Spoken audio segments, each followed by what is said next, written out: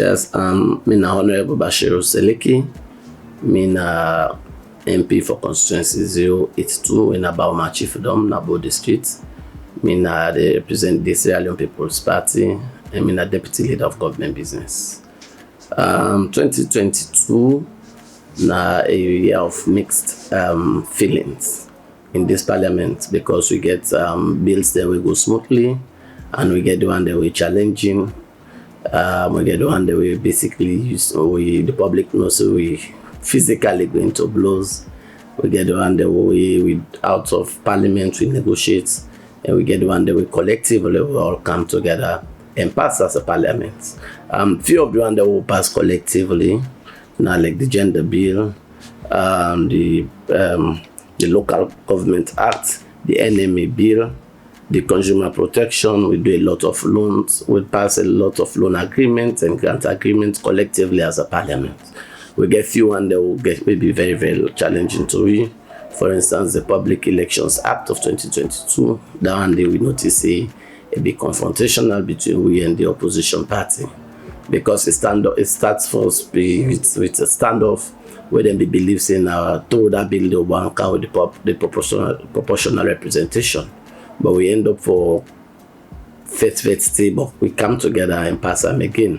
Then again, we get we'll come with the statutory instruments for the elections for 2023. We also see basically how parliamentarians go into blows. None of the unfortunate moment in that one day. Of course, it's no public secret. We as the leaders of this parliament, we feel very dissatisfied. We feel very unfortunate for that situation. Because the statutory instrument basically it come out of section 33 of the law, where you see the National Electoral Commission can make rules where they guide the process of elections. But we'll come with the opposition be misunderstand them, and the Bualo Brian come in the form of constitutional instruments. But we've been going after a lot of confusion, they make they walk out.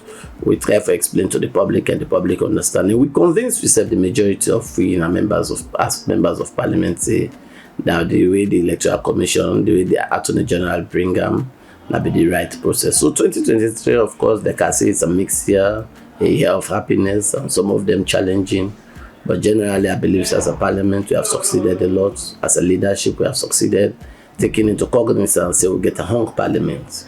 What happened in 2023, most of them are unique to this parliament. For people who follow other parliaments, we notice that we look at Ghana parliament, the same thing they happen. You look at Uganda parliament, the same thing they happen. You look at Nigerian parliament, the same thing they happen. So it's not unique to it. The only disadvantage we get, unlike the other parliament, now that most of the parliament they were also, they get a standing security for handle some of them in there. But we as a parliament not get standing security, so we use the state security. And in future, our advice with this parliament in 2023 going forward, the next leadership of this parliament, that will recruit your security, so that in future when we face some of the challenges there, we not go bring the state security, because we are parliamentarians, so if we handle your situations. So generally, I believe we did very well.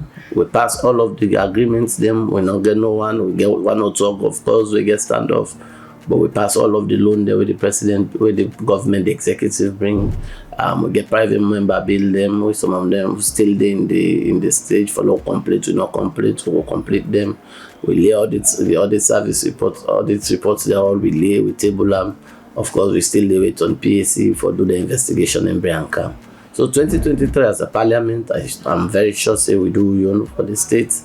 We pass serious laws them who will not say it go affect the livelihood of the people. Of course, we do the budget for 2021, when the government used in 2022, and the budget, there was no supplementary budget. But that budget, they of course collectively we see the opposition get their say, we said get what say, and at the end of the day, we collectively pass them. So in the summary, I believe 2022 was marked with a lot of successes and few challenges. We're not unique to it. So in 2023, of course, we look for a very good parliament, because we get basically 4 months in 2023 as a parliament. We expect it will end because we don't end that now very, very well. We don't resolve we animosity between we self and the opposition and all of the opposition parties, the independent MPs, the parliamentary, I should say, we don't sit on the drawing board. We don't come together and say 2023, we'd expect it could be a better year for we. We'd expect we continue with more consultation because then and again for then don't be the bedrock. But major challenge now political parties and they did from outside. They give instructions to win. So we even appeal to the political parties that when you choose a member of parliament, you forget a lot of confidence in them. You give them free hand for them make decisions for the smooth running of the state. So 2023 we get half year and we collectively believe say we go run them without no pressure, without no animosity. We go work as a family because it's not family now. All of it we do in parliament after all of the intention and if you come through parliament, you see we in the canteen. We all eat together, we drink together. It's a family. We continue with our family relationship until the next elections. We hope majority of we go return, well, because naturally all of we will return. But we not go and get a turnover because it's not also very good for this parliament because the turnover is huge. In 2012 to 2018, the turnover is extremely huge in the tune of 75 to 80%.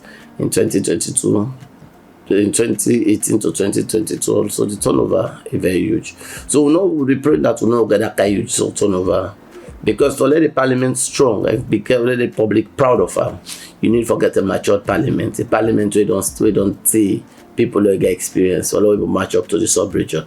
So even as we go into elections, I want to tell the people and say, you get the best MP, you get for GAM chance, you get for allowance for landy work, you get for GAM opportunity, so that when they come, they go, even if you not do anything personally, but when they talk for you, you go be proud of her. So as we go into elections as members of parliament, we wish everybody well. So to me, my relationship with my constituent, of course, has been very good. It's not easy for being an MP. The expectation high. The people feel yes. Before now members of parliament now responsible for primary development. Now we make their road, them bridge, their school, their hospital. But when the local government come back in 2004, in this parliament, we create the Local Government Act of 24. We don't review now. We don't get new Local Government Act of 2022. They expect the president for signing it soon. It remove the function of development to be done at this parliament. It can't go back to the councils. That make you the notice now of late. Now the councils, now they do the small road, now they do the small bridge them, now they do them school. They then devolve the functions to them. But the public still don't understand the role of the members of parliament. They still misunderstand the role of these current MPs as of the role that they playing before 2004. But again, now they're not responsible for the turnover. Most of the things they happen because the people when they want to contest, they're not in parliament, they do and they mislead the people.